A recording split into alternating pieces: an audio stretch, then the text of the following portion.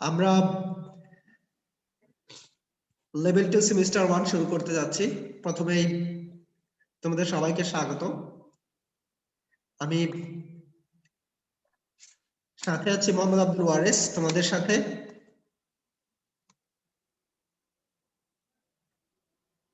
Welcome to the sophomore. Do you know what is sophomore?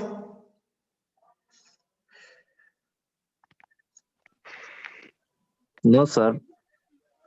যে কেউ একজন বলো sophomore কি জিনিস?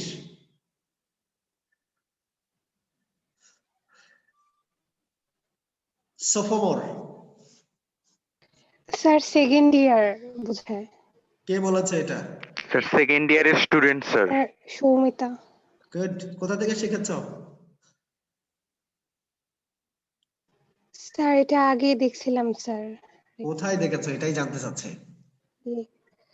স্যার ওয়ার্ডটা স্যার মানে কোথায় দেখছি স্যার খেয়াল নেই। আচ্ছা আচ্ছা গুড। দ্বিতীয় বর্ষ।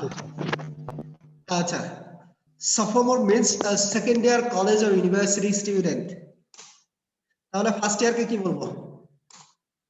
Second year college or university student is called sophomore. তাহলে ফার্স্ট ইয়ারকে কি বলবো?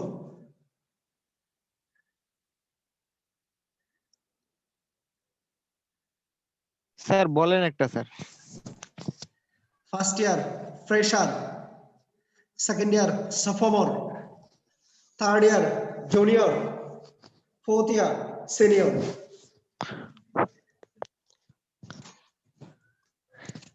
স্যার থার্ড ইয়ার কি sir? Junior, junior, fifth year senior. মানে স্যার এখনো আমরা জুনিয়র হইনি? না, এখনো জুনিয়র হও নাই।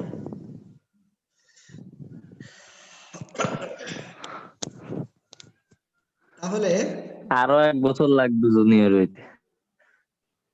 স্যার কিন্তু আমরা তো স্যার অলওয়েজ সিনিয়র স্যার, কারণ আমরা ফার্স্ট ব্যাচ। হ্যাঁ, তোমরা অলওয়েজ সিনিয়র। এখানে সিনিয়র এবং জুনিয়র আছে। ওই যে ছেলের বিয়ে, ঘটক গেছে মেয়ের বাড়িতে, তো বলছে ছেলে কি লম্বা না খাটো? তো বলে ঘটক বলে যে লম্বা ছেলের পাশে দাঁড়ালে খাটো, খাটো ছেলের পাশে দাঁড়ালে লম্বা। বোঝা গেছে? মানে বিষয়টা হলো কম্পারেটিভ। তো তোমাদের যেহেতু তুলনা করার কেউ নেই, তোমরাই সবার বড়। So fresher or freshman, sophomore, junior and senior. এই ছবিটা দ্বারা কি বোঝানো হচ্ছে? নিচের ছবিটা বলো তো।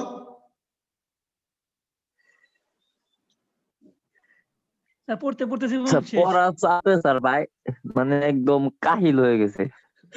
মানুষ থেকে ব্যাং হয়ে পড়ার চাপে শুয়ে পড়ছে স্যার। নেতিয়ে পড়ছে। ঠিক আছে, কনসেপ্ট একেবারে খারাপ না। অনেক জায়গাতে এটা শুধু ইয়ারের সাথে ডিভাইডেড না, অনেক জায়গাতে এটা ক্রেডিটের সাথেও ডিভাইডেড করা হয়। যেমন 32 ক্রেডিট কমপ্লিট করলে তাদেরকে ফ্রেশম্যান, বা 32 ক্রেডিটের আগে 32 ক্রেডিট থেকে 64 ক্রেডিটের মধ্যে বলে সোফোমোর, 64 থেকে 96 এর ক্ষেত্রে জুনিয়র বলে, 96 এর উপরে হলে বলে সিনিয়র স্টুডেন্ট। এটা হলো কোর্স কারিকুলাম বেসড, খুবই স্পেসিফিক করে দেওয়া থাকে বিভিন্ন ইউনিভার্সিটিতে। তবে ইন জেনারেলি এই চারটা টার্ম, তবে অনেক জায়গাতে এর ব্যবহার তুলনামূলক কম। এই যে সোফোমোর, ফ্রেশম্যান, জুনিয়র, সিনিয়র ব্যবহারগুলি তুলনামূলক কম, খুব বেশি একটু ব্যবহার হয় না আমার আইডিয়া থেকে। তাহলে আজকের আমাদের ক্লাসে শুধুমাত্র ফার্স্ট ইয়ারে ব্যবহার হয়। হ্যাঁ হয়, কিন্তু খুব কম। যেমন এই যে সোফোমোর টার্মটা বিশেষ করে ইউরোপিয়ান কিছু কিছু কান্ট্রিতে বেশি ব্যবহার হয়, ইন জেনারেলি খুব একটা নাই। যেমন আমি জাপানে গেছি, তারপরে বিশেষ করে ইউএসএ তেও খুব একটা চোখে পড়ে নাই। তো আমরা প্রথম আজকের ক্লাসের ওভারভিউ হচ্ছে, প্রথমে আমরা তোমাদেরকে সেমিস্টার সম্পর্কে আইডিয়া দিব, এরপরে আমার কোর্স সম্পর্কে আইডিয়া দিব। 3 নম্বরে আমি তোমাদের এই যে এমব্রায়োলজি আজকের কোর্সের প্রথম চ্যাপ্টারটা, যেখানে থাকবে এই কোর্স কন্টেন্টস, কোর্সের ডেফিনেশন, হিস্ট্রি, স্কোপ, ব্রাঞ্চেস এবং বিভিন্ন কিছু নতুন টার্ম নিয়ে পড়াবো। সেমিস্টার সিলেবাস, এই যে এতগুলি কোর্স থাকবে তোমাদের 9টা কোর্স, 9টা কোর্স এর সাথে 6টাতে থাকবে প্র্যাকটিক্যাল সহ, বাকি 3টা প্র্যাকটিক্যাল ছাড়া টোটাল 9টা কোর্স আমরা আমাদের বিভিন্ন শিক্ষকরা মিলে পড়াবো। আজকে কোন কোর্সের জন্য এসেছি এখানে মিলিত হয়েছি আমরা? এমব্রায়োলজি। Embryology course. আমাদের প্রধান টার্গেট হচ্ছে এমব্রায়োলজি। কে পড়াবে? কে পড়াবে এমব্রায়োলজি? স্যার আপনি। স্যার আপনি তো। কে পড়াবে দেখো? আব্দুল আব্দু আরএস ওয়ারেস স্যার স্যার কে পড়াবে? এই যে দেখো, কে পড়াবে বলো? এই যে ছবিতে বলো, ছবি দেখে বলো। আইনস্টাইনের সাথে আর কাকে যেন দেখতেছি। কে এটা? আব্দুল ওয়ারেস স্যার। স্যার মিললো না স্যার। কোনটা মিলে নাই? কে স্যার? হ্যাঁ, কে স্যার? পিছনে কে সামনে কে বলো? স্যার স্যার পিছনে পিছনে হচ্ছে আপনি স্যার, আইনস্টাইন সামনে হ্যাঁ। আপনি, পিছনে আর সামনে হচ্ছেন আপনি। আচ্ছা বলো। বায়োলজি তো করছে? আনসার সাথে মিলবে না স্যার। এটা তো স্যার ওই যে হইলে মিলতো ফিজিক্স। আচ্ছা এখন বলো যে এই ছবিটা কোথাকার ছবি?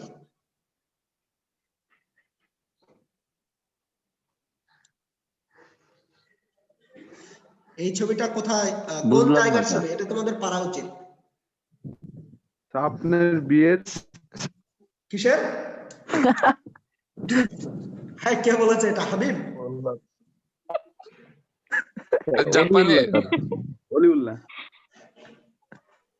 এই জাপানের কে বলেছে? স্যার একটা মিউজিয়াম আছে স্যার, ওখানে স্যার মোমের সব স্যার ইয়েগুলো আছে। স্যার, সম্রাট। এটা তো কলকাতাতেই মেবি। এই সম্রাট, সম্রাট বলো বলো বলো। সম্রাট সুন্দর একটা কথা বলেছে, বলো সম্রাট। স্যার তো একটা মিউজিয়াম, হ্যাঁ হ্যাঁ বলো সম্রাট, বলো। ওই মিউজিয়ামে স্যার ওই তো লেজেন্ডের জাপানে স্যার আপনি ইয়ে হয়তো আছে। স্টাডি করছেন ওই মুহূর্তের ছবি। আর ইন্ডিয়াতে না স্যার? থাইল্যান্ডের ইন্ডিয়াতে এই দাঁড়াও। কলকাতাতেই তো মেবি হচ্ছে একটা সম্রাট কি museum বলে আমরা আছে। সেটা স্যার শুনবো। ইন্ডিয়াতে সবাই- আছে একটা স্যার। আহা, সম্রাট প্রথমে কি বলতেছিলে সেটা বলো। স্যার মোমের তৈরি স্যার। আচ্ছা, এটা হলো মোমের তৈরি এবং পৃথিবীর বিভিন্ন বিখ্যাত মানুষের মোমের তৈরি, তাদের হুবহু গাঠনিক কাঠামো দিয়ে এরকম স্কাল্পচার তৈরি করা আছে, ভাস্কর্য বলো যেটাই বলো, সেটাকে কি বলে?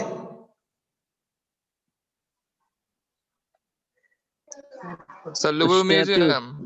না, লুভর মিউজিয়াম আলাদা, বড় এক ধরনের মিউজিয়াম। কাছাকাছি গেছে, বলো আরেকটু বলো। মাদাম তুসুক মিউজিয়াম নাম শুনেছ? ম্যাডাম তুসুক জি, sir. Museum. Sir madame Tussauds museum এটা পৃথিবীর অনেকগুলি জায়গাতেই আছে, জাপানেও একটা আছে, টোকিওতে। এটা টোকিও থেকে তোলা, কিন্তু এই মিউজিয়ামগুলি সিরিজ মিউজিয়াম, কিন্তু সবার ব্যাকগ্রাউন্ড সেম, তাদের আইডিওলজি বা মূল থিঙ্কিংটা সেম, এই জন্য বলে ছবিটা দিয়েছে। তাহলে আমরা একটু দেখবো যে বাকি কোর্সগুলি কে কোনটা নিচ্ছেন বা কি পড়াচ্ছেন। প্রথমেই কি কোর্স আছে দেখো তো, কি আছে? Beef cattle, drought and large animal production. এরপরে আছে ডেইরি কেমিস্ট্রি এন্ড মাইক্রোবায়োলজি। এরপরে এমব্রায়োলজি। এরপরে ব্যাকটেরিওলজি। এরপরে জেনারেল প্যারাসিটোলজি এন্ড ব্যালাকোলজি। এরপরে জেনারেল এন্ড নিউট্রিশনাল প্যাথোলজি। এরপরে livestock economics, endocrine physiology and neurophysiology. এসো তাহলে প্রথমে যদি আসি beef animal, drought and large animal production, কোন স্যার পড়াবে? বলো। Matin sir. Ajmal sir. Ajmal sir. Sir Ajmal sir. Good, তোমাদের তো ভালো আইডিয়া আছে। এরপরে এসো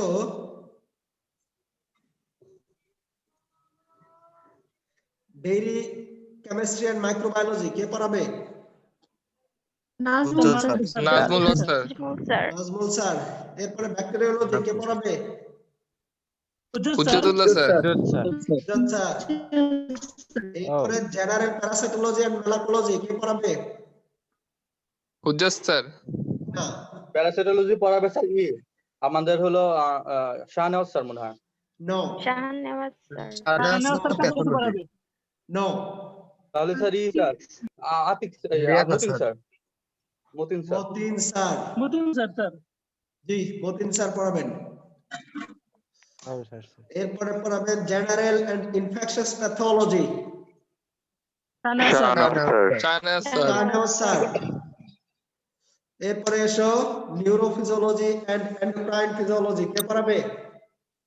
লিয়াকত স্যার লিয়াকত স্যার। কিছু বাকি আছে? জি কোনটা? স্যার স্যার আরো তিনটা বাকি আছে। তিনটা কি কি বাকি আছে বলো? স্যার লাইভস্টক ইকোনমিক্স, হ্যাঁ আর কি কি? এটা হয়তো আতিক স্যার নেবে। লাইভস্টক ইকোনমিক্স আর কি বাকি আছে? তিনটা কি কি বাকি বলো, কে বলেছো? তিনটা না তো দুটো।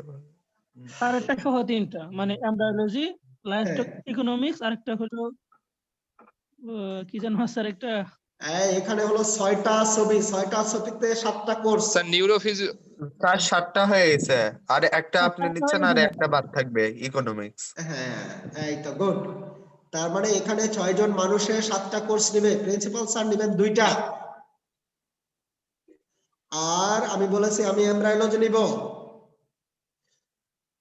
আর বাকি থাকবে লাইভস্টক ইকোনমিক্স কে পড়াবে?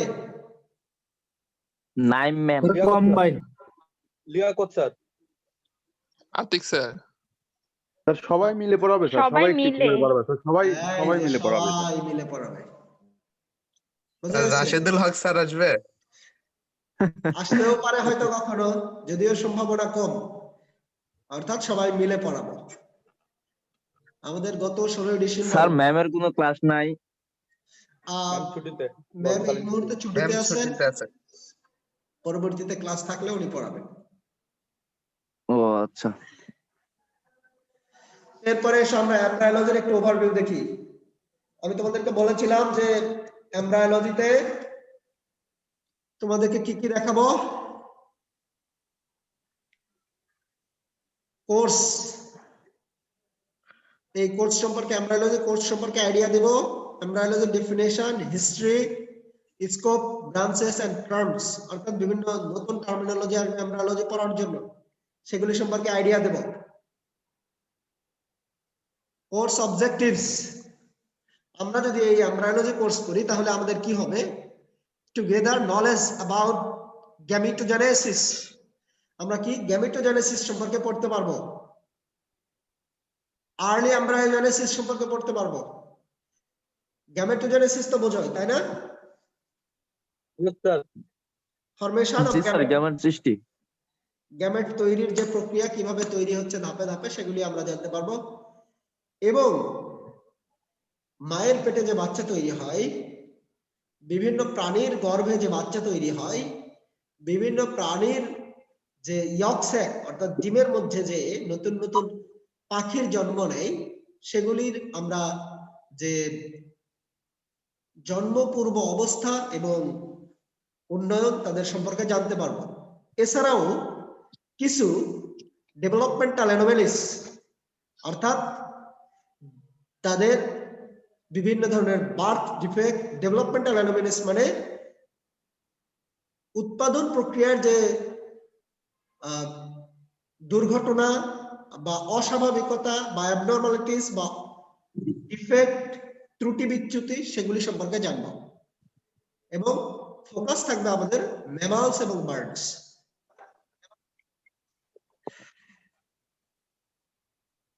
আমাদের কোর্স কন্টেন্টস কি?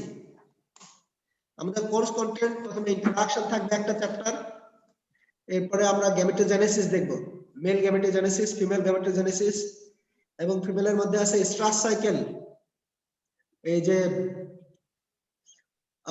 প্রত্যেক 29 দিন পরে পরে গাভী গরম হয়, গাভী একটু এক্সাইটেড, উত্তেজিত অবস্থায় থাকে, এই সাইকেলটা পড়বো। হিটে আসে এক্স্যাক্টলি, হিটে আসে।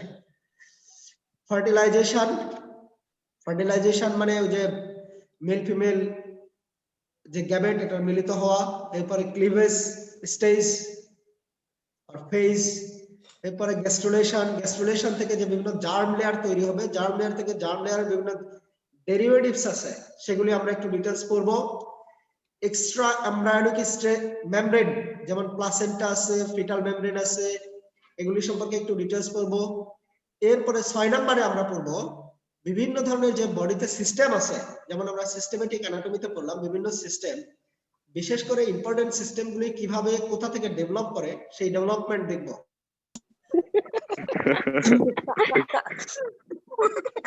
স্যার আসছে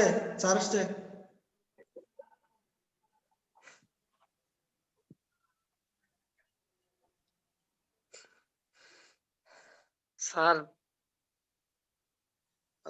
আপনাকে স্যার পুরো ভিডিও গেমের ক্যারেক্টারের মতো লাগতেছে স্যার। মাফিয়া মাফিয়া একটা লুক আছে, ভিলেন লুক, সুন্দর স্যার।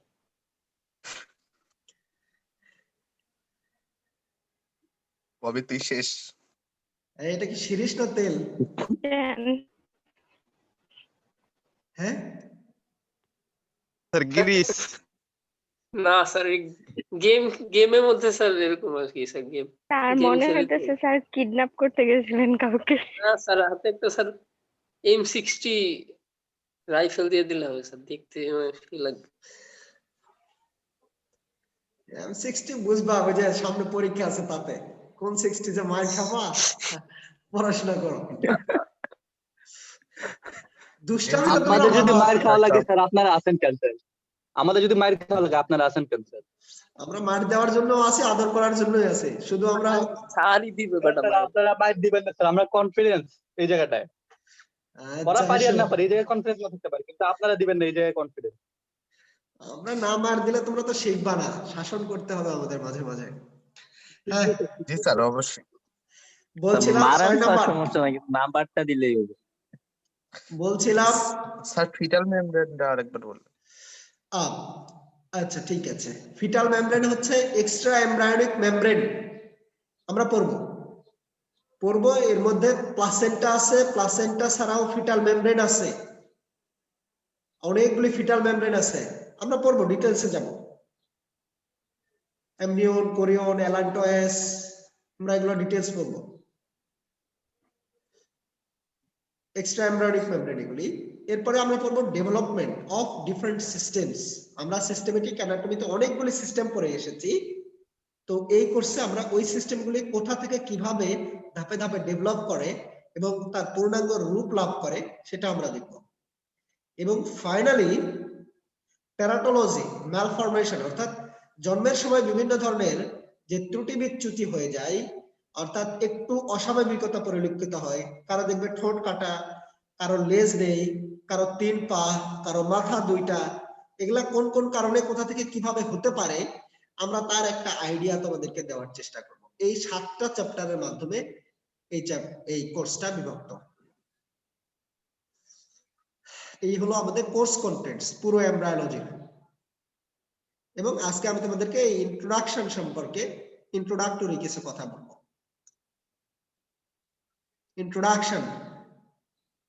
ইন্ট্রোডাকশনে কি থাকবে?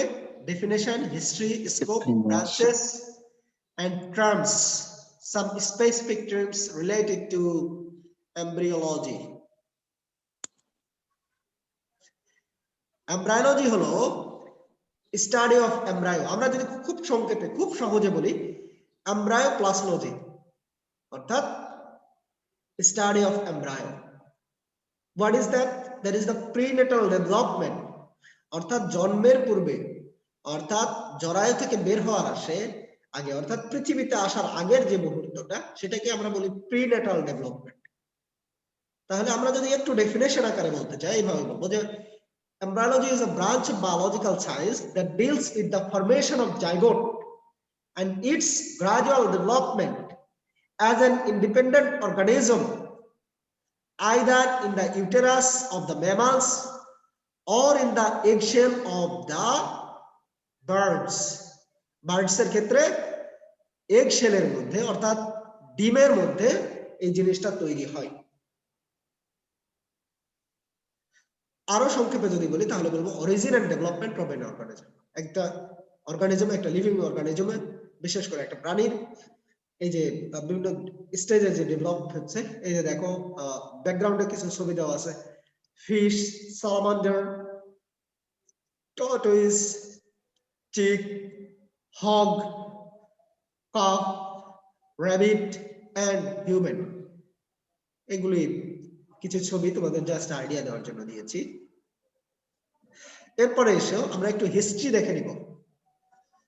হিস্ট্রি হচ্ছে সময়ের গতিতে কিভাবে আমাদের এমব্রায়োলজি আইডিয়াটা বেড়েছে, এমব্রায়োলজি সম্পর্কে আমরা ধারণা পেয়েছি।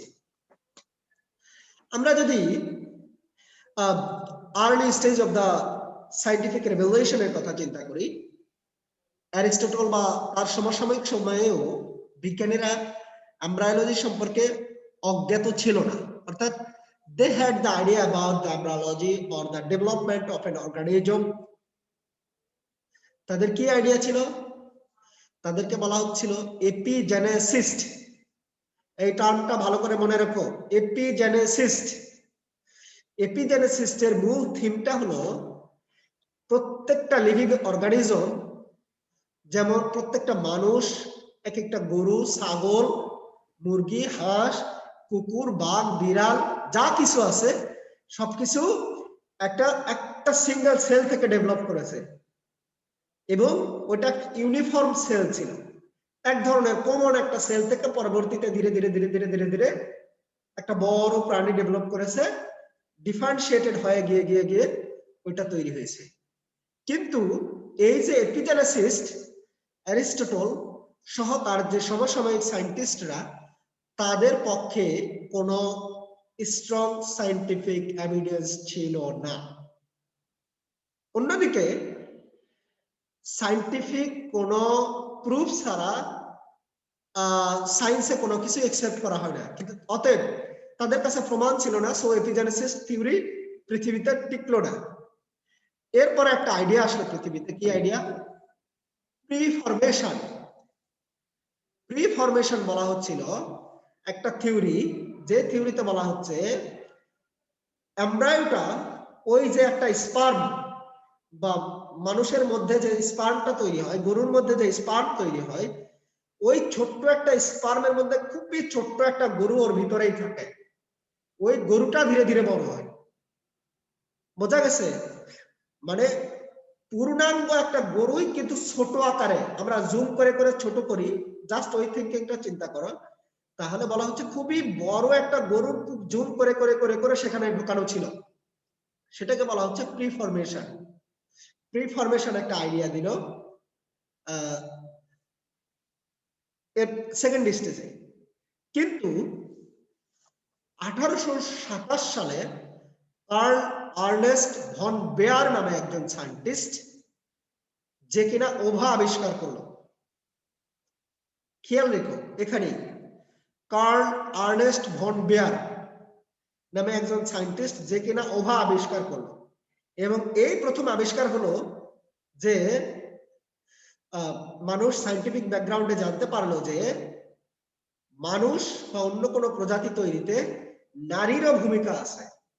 এটা প্রথম কার্ল আর্নেস্ট ভন বেয়ার পৃথিবীতে সায়েন্টিফিক ব্যাকগ্রাউন্ডের মাধ্যমে জানালো। এবং উনি জার্ম লেয়ার থিওরি বের করেছেন। জার্ম লেয়ার থিওরি আরো ডিটেলস পরে পড়বো। 3টা জার্ম লেয়ার আছে, সেখান থেকে কিভাবে বিভিন্ন সিস্টেম অর্গান ডেভেলপ করে সেটাও দেখাবো আমি তোমাদের। এবং এই সায়েন্টিফিক ব্যাকগ্রাউন্ড উনি প্রমাণ করে দিলেন যে ওভা এবং স্পার্ম মিলিত হয়ে ইউনিফাইড হয়ে এই সেলটা আলটিমেটলি ডিফারেন্সিয়েটেড হয়ে কি করে, একটা পূর্ণাঙ্গ অর্গানিজম তৈরি করে, যেটা এপিজেনেসিস্টের সাথে মিল আছে। এপিজেনেসিস্টের সাথে মিল আছে। অ্যারিস্টটলরা বিশ্বাস করলেও কার্ল আর্নেস্ট ভন বেয়ার এটাকে প্রমাণ করলেন। এই জন্য এটা তাকে ফাদার অফ এমব্রায়োলজি বলা হয়। সম্রাট বলো, ফাদার অফ এমব্রায়োলজি কে? Sir Karl Ernst von Baer. Okay, Nuruzzaman জি sir. Father of embryology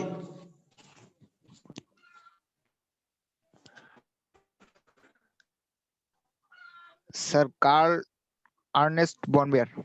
good